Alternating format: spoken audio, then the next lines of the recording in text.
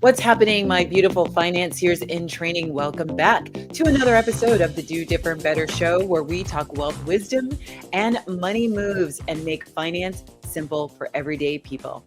I'm your host, Elaine Rasmussen, founder of Social Impact Now, managing director of the Integrated Capital Fund, and founder and CEO of Connect Up Institute. I'm here, your resident business and all things money doula. So, guess what? Today's episode is going to be amazing. We are talking about moving from hustle to exit, the real boss moves on taxes, exits, and freedom. I have a great guest, so make sure you break out your favorite note taker device and buckle up. On the show today, I have the one and only Peter Culver, co-founder of Wealth Thrive. Peter is a Yale alum and ex-BNY Mellon senior wealth director. He brings over 40 years of know-how to help entrepreneurs and their families thrive financially and personally.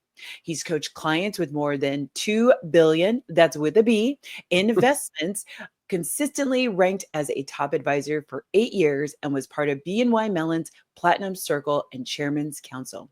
Peter crafts personalized strategies for high-profile clients and emphasizes fitness and wellness. I know you guys have heard me talk about this, and is a popular speaker at financial podcasts and events. Welcome to the show, Peter. We're so grateful to have you. Thanks a lot. It's a pleasure to be here. Awesome. Well, we're going to start as we always do with our guest. Tell us, what is your earliest memory of money? So I had the question in advance. I had to actually think a little bit about this, but I think this will show you how old I am to maybe most people in your audience. But when I was, 5, 6, 7 years old, I got an allowance. It was $1 a week. And what was it? It was so long ago. I had a best friend, still one of my best friends. We would ride to the local drugstore and figure out the most clever way to spend $1 on candy. And it sounds sort of silly, but it was like, I could buy 2 Snickers or 1 Snicker and 6 of these things or whatever. So it was, I don't know how much that actually played into, financial training. I think that was a smart thing. I do that with my own daughter. I give her an allowance. It's a whole heck of a lot more money than $1. I'll tell you that in today's world. But right. And then I think from a very early age, my parents just always said, you got to get a job. It doesn't matter what it is. So, I think having early on the experience of earning your own money and making mistakes and maybe doing a few smart things, that's a good way just to begin to learn how to use money. What was your first job? Do you remember? I remember exactly. So I live in a part of Connecticut. This industry doesn't exist anymore. It used to, but Connecticut is known for growing tobacco. Oh. That sounds weird. That's used for cigar wrappers. And there's something about the climate and the way they grow it. Oh. So I went in fields and picked tobacco. Wow. I did not know that. That's a new one. Just all the typical jobs you could have at that age when you had no skills. I did that. I was like the bottom rung on the totem pole when they were building an apartment building complex near. So, but that was just sort of, I don't know, in our family, that was a given that you should have a job. So I would say from probably 14 or 15, which was probably illegal at the time. Probably some of the jobs I had were illegal, but I don't know, just always, it was just kind of part of the deal, right? So I think that was good for me. I love that. Now, this might be a different story, but when did you realize that money actually had influence? Like there was some sort of like, oh, this is a lever. Is that a different story, or is that the kind of woven into the story you just shared? I think I'd pivot off that a little bit, and it may relate to what we're going to talk about more. I mean, yes, money buys power, money buys influence, all that kind of stuff. And maybe that's cool. That's not really the reason I'm interested in money. Is the reason to have money is to do the other things that you want to do, which they're born influencers and that's their motivation. I think the other part of it is it gives you the freedom to build the life you really want for yourself. And we'll talk about this probably today. In my view, that should be a life that's not just based on money, but a bunch of other things than just having a lot of money.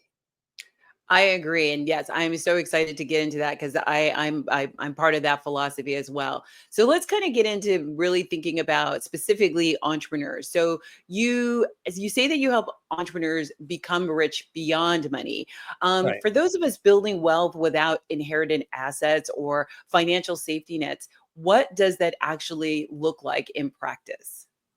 So I guess I'd say a couple of things. One, I haven't done a scientific study, but I would bet if somebody did, the overwhelming majority of people who became successful entrepreneurs didn't have any money from their family. And that may be part of the reason why I know my partner Noah came from a very challenged family. Money was an issue. And I think initially he decided I need to be rich just so I don't have to worry about not having any money, right? That's kind of Mhm. step one. And then this whole philosophy of there's got to be something more to the benefit of wealth than just having a lot of money in your bank account, right? So, Right.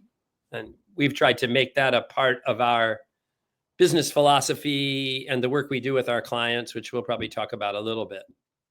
Uh, Yeah. So many of our families talking about that are the first ones to start a business. And I agree. I mean, I talk about in the first episode my humble beginnings and growing up in an apartment and sharing a bedroom with my brother until I was 16. where did you Yeah, grow up? until Where did you grow up? I grew up in Los Angeles, California. Oh, So sure. I Okay. grew up actually in Hollywood, California, which is Huh. not the fancy pants place that it No, is I now. know. I know where. Yeah. So it was rough. Hollywood was not, it was a little rough, but I had the very good fortune of having a mom that wanted me to go to Catholic school, and the school was literally just a couple of blocks from Hollywood Boulevard. So and back then there were no malls, right? Yeah. So we would leave school after school and we would go hang out on Hollywood Boulevard. So we'd go to like the Egyptian theater, we'd hang out at the Chinese theater. Like that was what we did for fun. Interesting. Very interesting. Yeah. So but that whole idea of, I know for me that's been a driver of just like seeing both of my parents struggle, and seeing my grandmother not necessarily struggle, because my grandmother she was a live-in nurse, but she worked 6 days a week, and she only had Mm. one day off, and that Wow. was when we got to hang out with her. And so I'm like, I don't want just one day off. Like, that's Right. not okay. I'm like, to your point, I'm like, I've got candy to buy, I've got ice cream to buy. I can't do that if I only have one day off, right? Right. 'Cause 3 hours of that was going to church. So Yeah. Of course. so I'm like, no, I need more time in my life. And so how Right. can I make sure that I'm able to do that? But also I was probably the first entrepreneur in my family. So how Same. do you help people overcome their fear around money, and particularly taxes? And I know that in the past I've struggled with this, like money management, when they don't necessarily have generational guidance. They don't have somebody like walking them through and being able to explain to them like, "Oh no, this is the thing." So like, what's some of the advice that you give them? Yeah. So I would say, I mean, a couple of things. So again, I would say, in the same vein that lots of people that become entrepreneurs, their families weren't entrepreneurs. So they had to like figure it out. Right. And I would say, for probably largely the same reason, a lot of entrepreneurs don't come from an affluent background. Uh, so I think there are a couple of things. Is join some organization, some networking group of other similarly situated people. So I don't know if your audience is familiar. There's there's EOS, the Entrepreneurial Operating System. That's a whole structure Right. fundamentally to help people run and manage a business, but it tends to spin out into these other topics like money management and taxes and stuff like that. I would say then there are other organizations like YPO, Vistage, sort of peer-to-peer organizations. There's many of them. So, find a way to hang out with other people that are in the same situation as you, that you can exchange ideas. I guess, what I would say is I tell a story. I learned, it's a little bit of a joke, but a reporter is interviewing a very successful entrepreneur. And she says to the entrepreneur, "How was it that you got so successful?" He thinks for a minute or two. He says, "If I really think about it, most of my wealth came from making 3 or 4 smart decisions during my life." Mm. She says, "Well, how was it that you were able to make so many smart decisions?" And he says, "Well, I had a lot of experience, 40 years of it." So Mm-hmm. she's trying to write a story. "Well, come on, can you tell me a little bit more about your experience?" He said, "Yeah, I made thousands of mistakes." Right.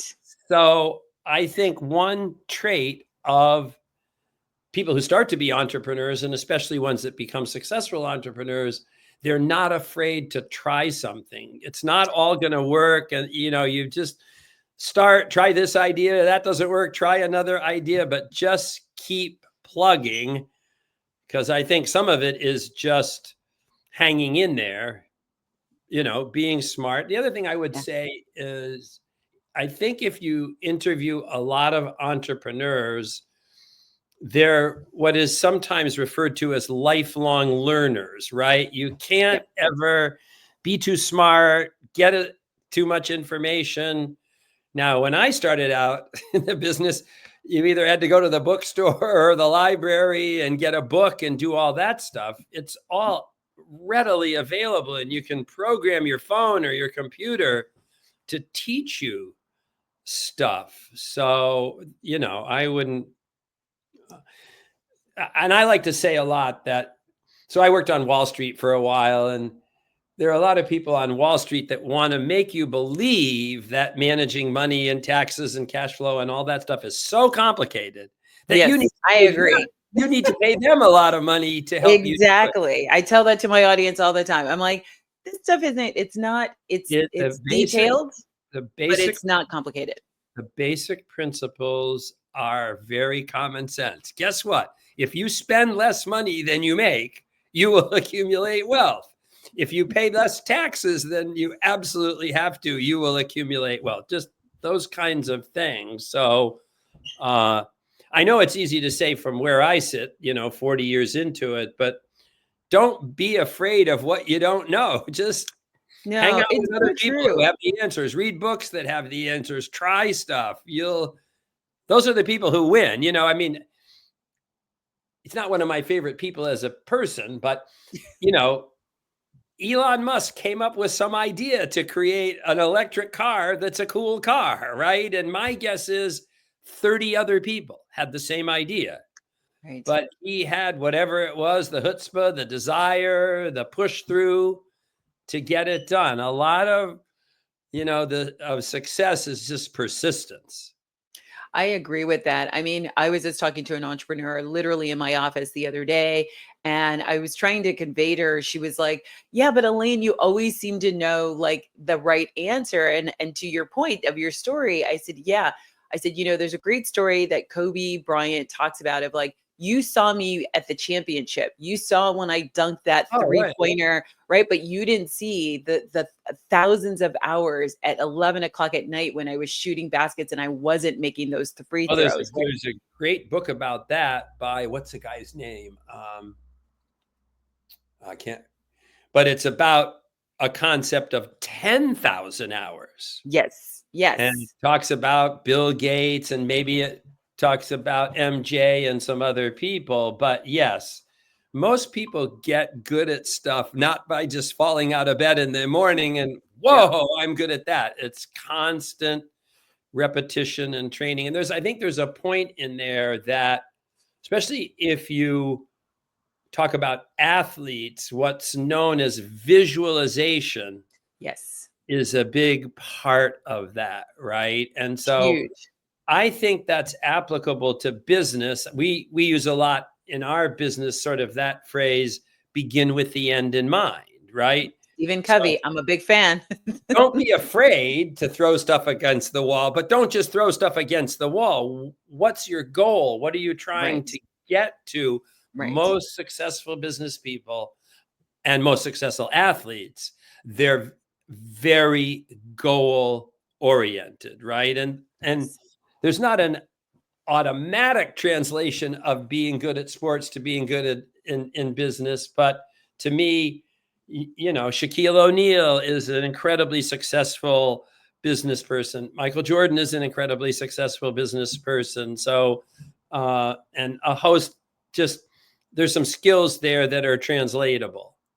Absolutely. That whole thing of fail, I always say, like, tell my team, hey, we're going to fail fast and we're going to fail forward. And Right. it's okay. And I tell people who come to my company, I said, there's nothing in this company you're going to break. Like our company is set up so you can't like break anything. Right. You might Right. make some bad decisions. It might cost us a little bit of money, but you're also, there's going to be a reward because you're going to learn something that's actually going to turn into making us money, or there'll be some kind of either professional return on investment or financial Yep. return on investment. But this whole point of not being afraid to fail, that is actually part and parcel, not only I think of entrepreneurship, but adulthood, right? Oh, sure. And so making sure like we don't lose sight of, but I think in this era, especially with our Gen Zers and our younger millennials, I think that Yeah, they're looking for instant gratification instant gratification, and they're so afraid of making mistakes, not understanding. And literally I was working with this founder, and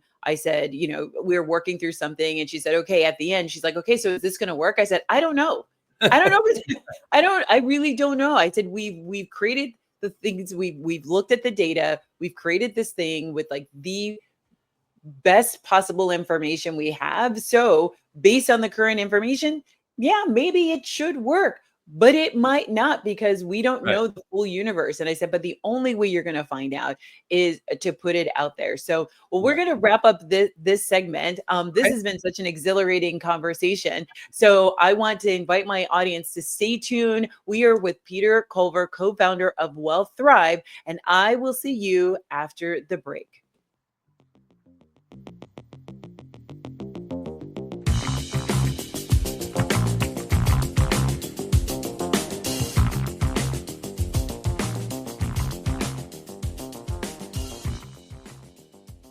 All righty. Right. So Peter and I did a pre-interview and talked about some things, and I wanted to make sure I brought those in to give you the benefit of his wisdom. So if you talk about the 10 mistakes after an 8-figure exit, but what if somebody is just getting started or growing a 6-figure business? Sure. What are some advice that you can give to them, or some direction of how they think about that? And then what are the levers to move to get to the 8-figure business and exit? Yeah. So I think a couple of things there. And maybe remember we talked in the first segment about beginning with the end in mind, right? So if you think about it, if you're going to sell a business, one thing to do is think about that the way the buyer would think about that, right? What does a buyer want to buy, right? You want to create a business that somebody wants to buy. So this isn't an exclusive list, but 4 things at least that buyers like when they're thinking about buying a business are: they've got to have good, accurate, up-to-date financials. They can be on QuickBooks or whatever, but you've got to be able to push a button and tell somebody how much did you make in the last quarter of the last year or whatever it is. So, and that's not an expensive investment. Just No. do that from the beginning. It's also important to you, business owner, just to be able to track your progress, right? So I would say that's one thing. The this would seem obvious, but most buyers want to see a business that has a certain number of years of profitability and hopefully increasing profitability over time. One of the most important things that buyers look for are businesses that can run without the founder.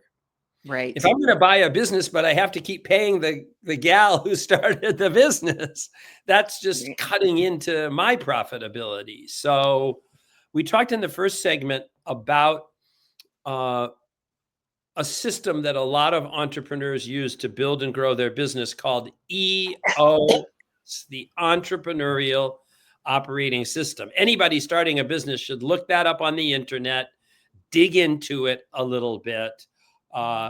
And it has a couple of concepts, but one of those concepts is about over time building a business that the owner stops being the owner and the operator and moves toward being the owner, but somebody else operating the business. There's much more leverage there.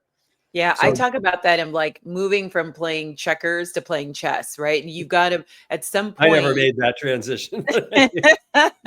I think scrappy entrepreneurs, I know for me it's like it's a hard thing to like to stay out of the things, and especially because some of the things we do are events, and I get little persnickety about like, well, move the napkin over there, and like so I've had to like take pictures. I literally we got that from your grandmother, I bet, who probably like making sure like everything to create a really great experience. So what I've even done as far as our EOS, right, I've taken a picture. This is what the setup looks like. Only do the setup like this, right? But to your point, it's like, and I'm in this trend, this entrepreneurship through acquisition right now. I'm literally looking at a couple of businesses to purchase, and that's one of the deciding factors. Is I don't want to buy a business that's contingent on that is solely reliant on the seller. I mean, on the the seller. But also, I am also looking at.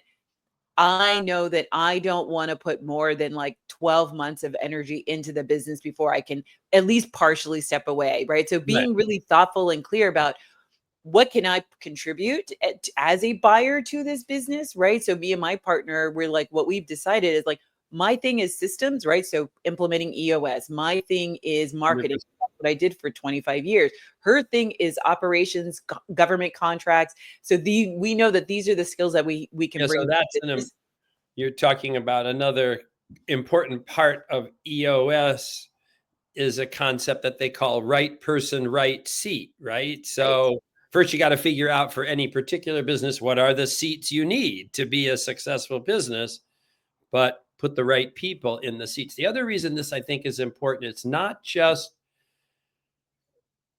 build a business so it's easy to sell. Kind of part of, I think, a long-term life philosophy that we advocate for is over time, build multiple streams of revenue. Yes. If your only stream of revenue is one business and you have to run that business, 50 hours a week, you'll never free yourself from that business. So if you can start a business, get it to a level where you migrate from being an operator to just being an owner. Well, wait a minute. Now I have 20 more hours this week and I'll start another business, or I'll buy real estate, so that you have multiple streams of income. That's another part of, I think, the question you asked is a lot of people start businesses. They're busy, and let's assume they build a successful business. And they're not really thinking about selling their business. In fact, we ask this question to people all the time. Oh, no, I'm never going to sell my business. It's like my baby. Two things happen. One of two things usually happens. Someone calls them on the phone who's been tracking them. They don't know that they're being tracked. Right. And someone says, hey, Elaine, I'll give you 10 million bucks for that business. Now your heart starts pounding like crazy. Your mind is spinning, and you can get dragged into a process that you're not really ready for, because your business may not have really good financials, may not Right. be able to run without you. So I think advance, and there are two parts to that. There's preparing the business for sale. Right. And I think what part of your question is, which most entrepreneurs never think about, is preparing me Yes, yourself to for sell. life after sale. So Yes. how much money do I need to make on my sale Yes. so that when I'm on the other side of my sale, I have enough money to live on? And that's kind of one of the technical skills we specialize in. That's sort of a math problem, a cash flow Yes. kind of thing. But think Yes. about it. If you sell your business, the new buyer's not going to pay for your car. It's not No. going to pay the rent of the office. It's not going to pay for your health insurance. So you've got to Mhm. sort of figure out, that's the quantitative aspect of start thinking well in advance. It's another version of begin with the end in mind. I think the thing that a lot of entrepreneurs never think about, especially ones who have sort of had one business for a long time. We had an entrepreneur sold a business about 3 years ago. He was totally depressed after he sold his business. And he said, and sort of, he's almost like crying when he said this. He said, it wasn't until after I sold my business that I realized how much of my ego, my Was wrapped up. sense of Yes. self-worth, my Yes.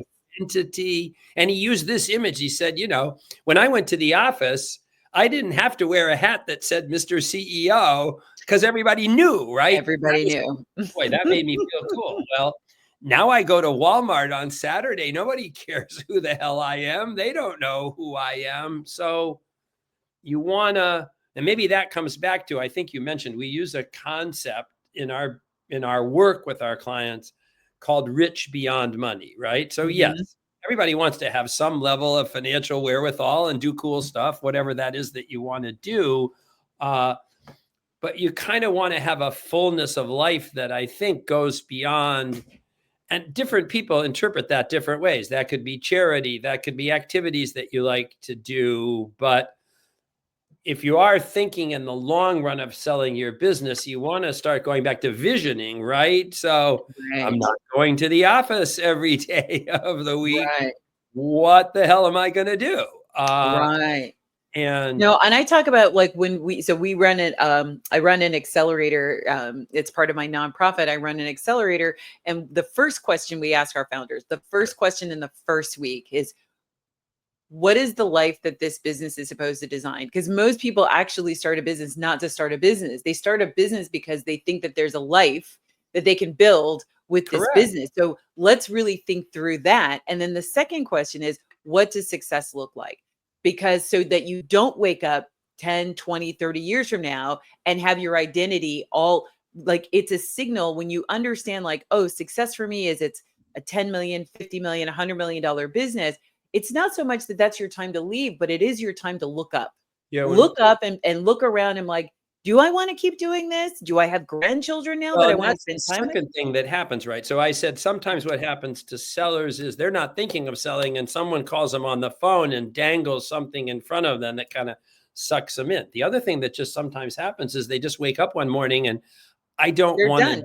I don't want to do this anymore, but they haven't laid the foundation to get out, right? Yes. So and both of those things typically lead to bad financial results because you Yes. haven't kind of perfected. In our work with our clients, when we have a new client, and they usually initially come for us, they want us to reduce their taxes or improve their investments or do a cash Mhm. flow for them. It's all quantitative. The very first thing we do with them are two, we call them exercises. One of those is called Ideal Life. And we give Mm. them a little questionnaire, which is the sort of the thought process of the questionnaire is, hey, Elaine, you're a successful entrepreneur. I want you to look forward 5 or 10 years and tell me what your ideal life looked like. Now, you don't have to, it's not a blank slate. There's all kinds of questions, so it's easy to do. But what's really interesting to us about that is 99% of entrepreneurs, when they're asked that question, they don't talk about money. It's Right. where do you want to be? who do you want to be with? Sometimes it's who you don't want to be with Right. anymore, right? And so not in a critical No, sense. no. I I call don't that the want to go to seven staff senses. meetings anymore. I've done that, right? Yeah, Or I yeah. don't want to do personnel evaluations anymore. I don't want to raise money anymore, whatever all this stuff is. So I do think it's important to, in our work, we use an image of an iceberg so we all know the iceberg, like more is above the surface than below the surface, right? Right. So what we say is the phone rings initially because of the stuff that's above the surface. That could be paying less in tax, Yes. investing my money, all that financial stuff. But when we get into a deeper conversation with people about what they really want, they talk about things like personal success, financial freedom. A lot of them talk about higher purpose. Okay, I nailed that one. I started a business from scratch. I sold it for X, Now I want to give something back. That doesn't just have to be money. That could be Right. time Could be or time. Yep. Talent. experience or things like that. Mhm. So um, I think you'll be more satisfied whenever or if ever you sell your business. And even if you just create a business that you don't have to run full time, Right. what am I going to do with my time? And so you Right. want relationships, hobbies, interests, outside activities other than just your business. And so uh, Well, hopefully yeah, that's this yeah, but this whole piece of preparation. So one of the things that I tell the founders that I work with is when I started my business, and I was a serial entrepreneur, but this was in 2017. This was the first time I wanted to have a company. I'd been a solopreneur and I had people working for me, but I had no right. intentions of like growing, a big business. So until this time in 2017, and I said, one of the things that I learned and I decided was I started I started with thinking about operating the company like I had 50 employees. So you run a company with 50 employees very different than you run a company with one employees. And here's Oh, an sure. example, Yep. right? So I would say when I had an intern, I wrote a job offer, right? I created a job description. Now, a lot of times, and I'm sure you've seen this, small businesses, they don't think about that till they're like on their 20th employee and they're like, oh, Right. maybe I should have job descriptions, right? But I'm like, actually, if you start at the beginning thinking, I think going back to your visualization that we talked about in segment one, if you know, like, I'm looking to build a 25-person team or a 100-person team, Correct. well, start working on that on day one, right? Which goes back to, like, I'm going to check the financials every month. I'm going to even I have one of my founders that I actually invested in. She's like, I do a meeting. Because we got her to do EOS. She's like, I do an L10 meeting by myself once a month because she's a solopreneur. But she has that time on the calendar. She Yeah, does yeah, her no, L10 right. even though she's the only person at the meeting. But she also records the notes of the meeting. So once Yeah. again, when she starts to bring people on, she's already built a culture even within herself of like, no, this is what we do once a week. We do our L10. This is what we discuss. Here's the agenda that we discuss. I Here are the love it. benchmarks we Great. need to talk Yeah. about. Exactly. So when we think about successful exits and we think Mhm. about selling the business, like, what are some of the things that somebody should think about as far as like what is the emotional pieces that you think, or what are the questions that they should be asking themselves, even maybe if they're not even thinking about selling, maybe they're only 5 years into the business? What might you say to like help them translate? Because I will just tell you, particularly for people of color, like, because there's been such divestment, I think sometimes we get too attached with the idea and staying until the very end, and with, like, our cold Right. dead hands, like, right? But like, I try to tell founders, like, this isn't a diminishment of you, right? To be able to say, I said, listen, let me tell you something. I said, white men will go sell a business, walk across the street, and open up the same business with a different name. So to just get into that mindset of like, selling the business isn't the end of you, and you can go and do the Yeah. I think the guy at Bally's, he left Bally's and then created Lifetime. Of Like, course. right? So what are your thoughts on that? Yeah. So I think I'm sort of going through an analogous experience. So my youngest child is 16. and she just got her driver's license. Mm. Now, until she got her driver's license, because I'm the entrepreneur in our family, and so while I'm busy as heck, I have the much more flexible schedule than my wife, who has a quote unquote, I don't mean this in a negative way, regular job, right? So I'm the driver. So I take my daughter to sports practice, to violin practice, whatever, for years. So now she has her driver's license and she doesn't want me to do that anymore. And No. it's killing me, right? Because those were my little moments. And Yeah. I don't know how good I'm doing at it, but you got to move on, right? And so I think, and the only exception maybe to that would be sometimes it turns out that it's a good idea, not always, to pass your business to someone in your family. That might Yes. be part of your vision, although I will tell you that lots of people who think that's part of their vision, the people that they're thinking of giving their business to don't want the business, No. or they're not the right people. So I just think you want to start early thinking both about the financial end game and kind of my lifestyle end game. And I think you're right. There are two kinds of, some sellers fill up that time that used to be occupied by their business by starting a new business because they just love starting businesses, right? And actually they like Right. starting them more than running them. So they do that thing. Or some people are just thrilled not to keep doing that again and to allocate time and resource probably to things that they, not a criticism, but that got neglected while they were growing the business. Because in general, growing a business in those early years is very consuming process, right? Yes. You can't do it part-time. It just doesn't work that way. So, I mean, I will tell you that we wrote a book, Noah, my partner Noah, and I, called Exit Rich Beyond Money. It's like a 300-page book.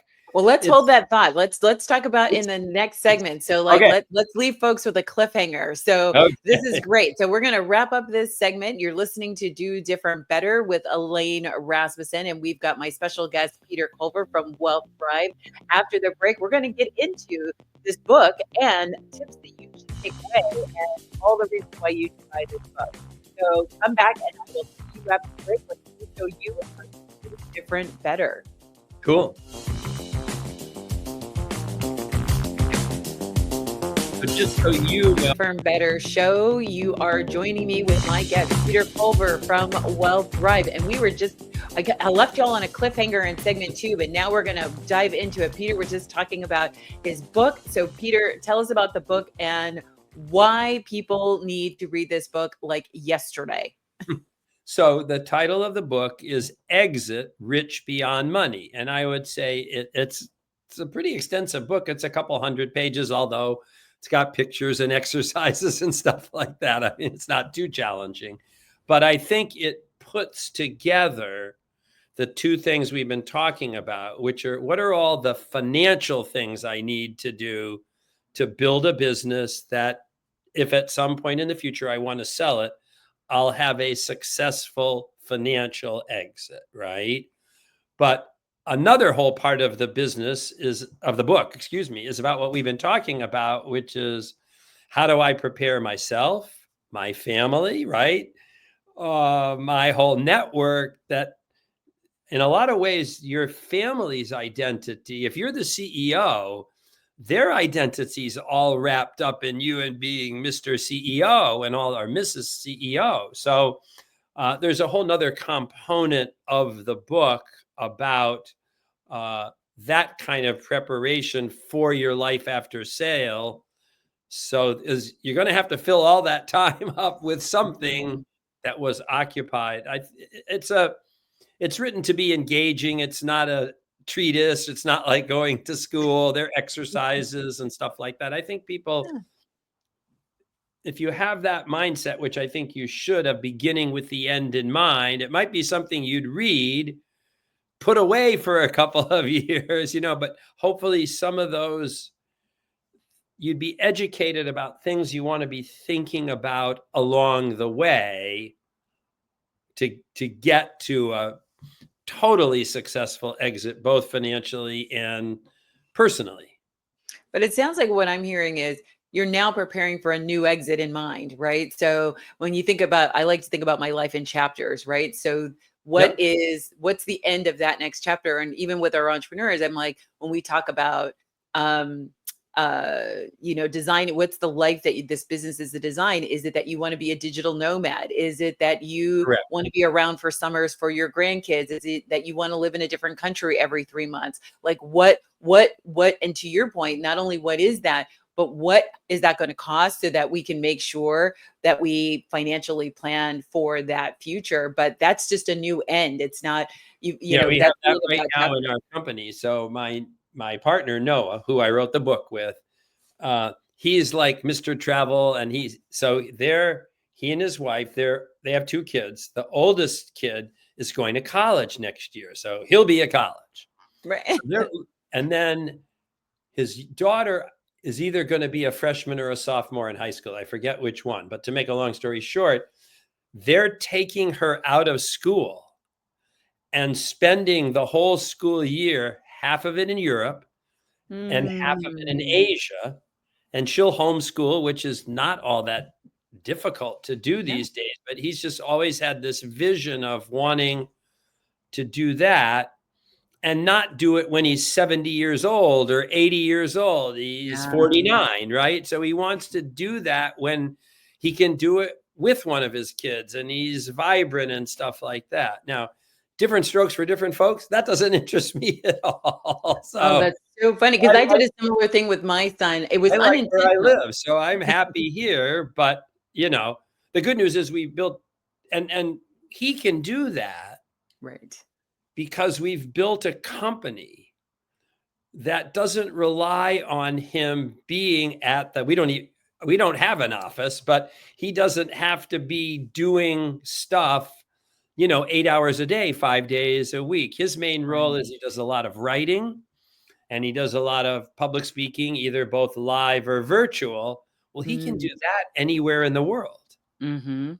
And Mhm. there's a little bit of a thing we're going to have to work on time zones. So if Right. we follow us, Especially when it gets to Asia. It's a little easier, the yeah, East Coast and Europe. But I did a similar thing. It wasn't planned, but I did a similar thing with my son where he was just having some issues in school and I had a sure, job that required me to travel a lot. So I put him into online school. And this is maybe about like he's 28 now. So this is okay, maybe 12 years ago. And I took him everywhere with me. So and what was great is I had a job that sent me to parts of this country that not a lot of people get to see. We went to Alaska, we went to upstate New York, up in Verona.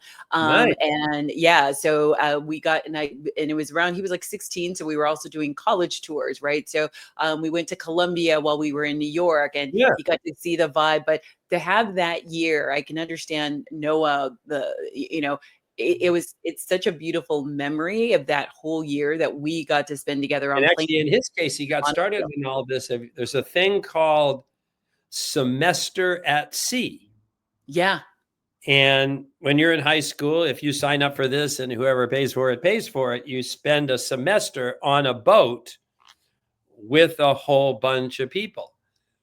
And I think he was only like 16 or 17 when he did that. And he met his wife, and they're still married.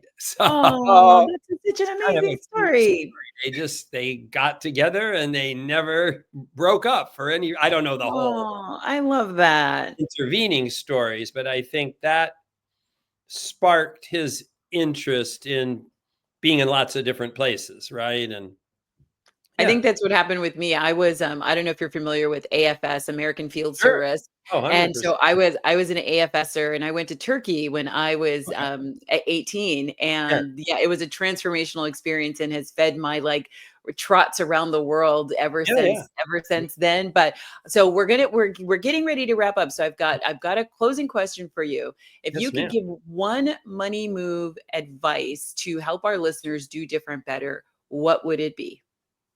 So we haven't talked too much about this, and it might not be the only thing, but one of our key areas of expertise where we help entrepreneurs is paying less money in taxes. And so what I like to say is there are two ways to get wealthy in America. There are many more, but two Yeah. great ways are: number one, start a business. Mhm. And we love that because you're likely to become not only wealthy in a financial sense, but if you follow some of the tips we've been talking about, you may have a much richer life than someone who just goes to the office every day for 50 years, right? So Mhm. uh, there's that. But the second great way to get wealthy in America is to pay less in tax. And there are remarkable strategies that most people, totally legal, no Mhm. hokey pokey there, that people can use to pay less in taxes. Uh, and when you think about putting your money in the bank or putting your money in the stock market or whatever, there's the whole concept of compounding growth of wealth, right? So Mhm. it doubles this year, then it doubles next year, the next year. Well, if you just think to yourself, what if the amount of money that's compounding is a lot more money because I paid less in taxes? Mhm. And really what you're doing is you're taking money, nothing against the government or what they spend Nope. money on, but Yep. you're redirecting money that would go to them to you. You're Right. investing in yourself. You're taking what would otherwise be tax dollars and investing in the things that are more interest to you. And I think that's the mindset of most entrepreneurs, right? I can do this better than some other person or the government or whatever. Mhm. So uh, think about that as a tool to create financial wealth, but also just to create a richer life in the broader sense. Awesome. Well, what do you have that's coming up that our moguls in the making should know about, and what's the best way for them to connect with you? Sure. So this is actually a pure coincidence. At the company, every month we run Wealth Thrive. We run a sort of educational webinar that are called Thrive Talks, and they're on a whole variety of topics. Some are technical, some are life coaching things. But in June, we're running one specifically on taxes. So Okay.